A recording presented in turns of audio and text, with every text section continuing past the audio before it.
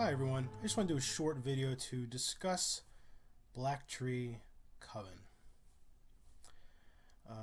The phrasing BlackTree Coven appears in the beginning of my videos. Maybe I should explain them.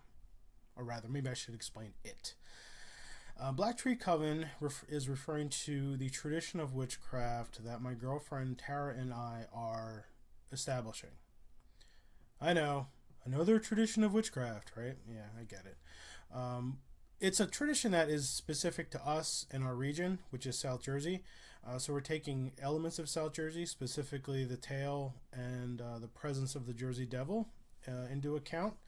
And it is also utilizing the 6 paths of witchcraft, which I talked about in another video. Those 6 paths are, history and lore, magic, divination, herbalism, hedge witchery, and necromancy.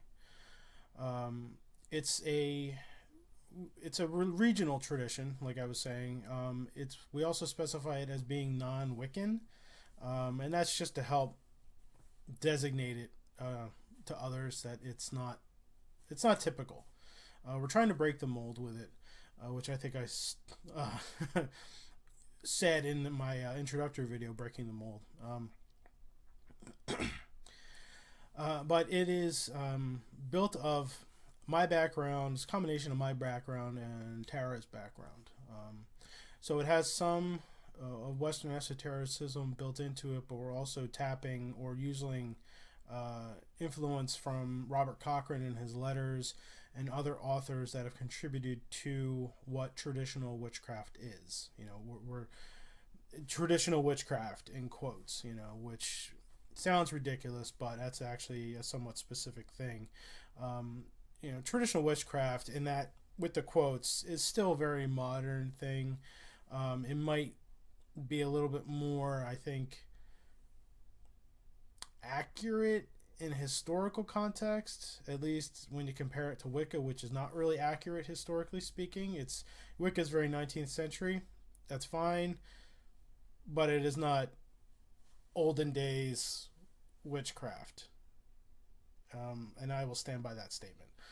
Nothing wrong with it, but let's just, let's say what it is. All right, let's just say what it is. So BlackTree Coven is a non-Wiccan tradition. So what does that mean? Well, we don't have a system of magical ethics or any kind of a read.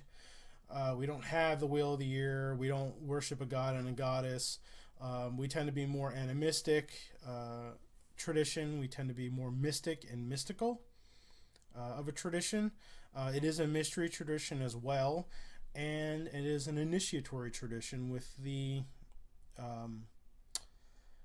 idea that there will be a degree system, only because some people are going to want some kind of a curriculum, and there has to be a way of determining progress to distribute lessons and things like that.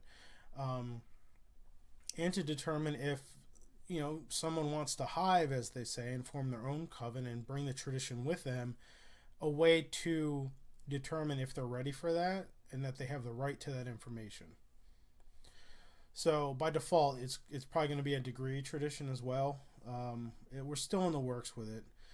We've been working on it for 2 years. It's a very slow development. So we've taken out the wheel of the year.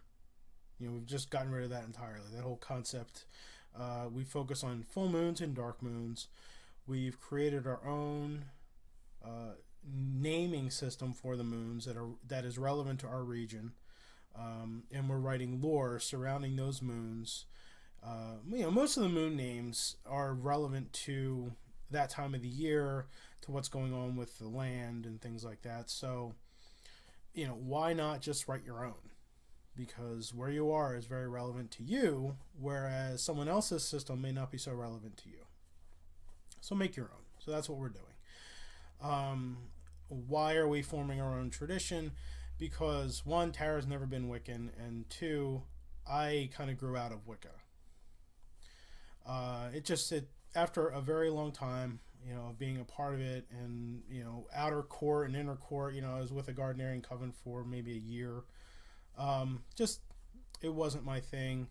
I'm going to be kind about some of my personal feelings on the matter, because this is not the place for that. But as far as just paganism in general and like deities and pantheons, I'm not Celtic. You know, I'm not a Celtic person. I don't live over there. I didn't grow up in that time. Those pantheons are great, but they're not relevant to me here and now. I was curious as to finding what is relevant to me here and now, so that's why I'm focusing on, you know, the Jersey Devil and the ancestors and the land spirits, because that's all very relevant to me and where I'm at. And the reason we got rid of the Wheel of the Year is because we're not farmers. And this is not, we're not doing a fertility religion, you know, we're not doing a fertility thing. So the Wheel of the Year was kind of irrelevant to what we're doing. But like I said, we're still forming it, and those are just some of the elements of it. You know, we get inspiration from Cochrane, Nigel Jackson, Nigel Pennick, you know, Paul Houston, a lot of the common stuff. Gemma Gary, you know, love her stuff. You know, we've adapted and brought things in here and there and tried to write our own material, a lot of our own material. You know, we have our own ritual structure, our own space layout. You know, we don't even have like a very specific, we don't focus on just the altar layout. We have a whole space layout.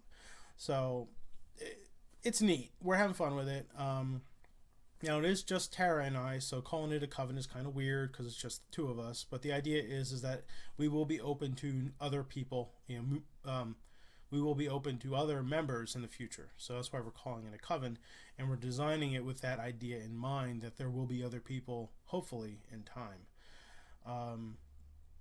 So I hope to bring you more information about this coven in the future as these videos progress.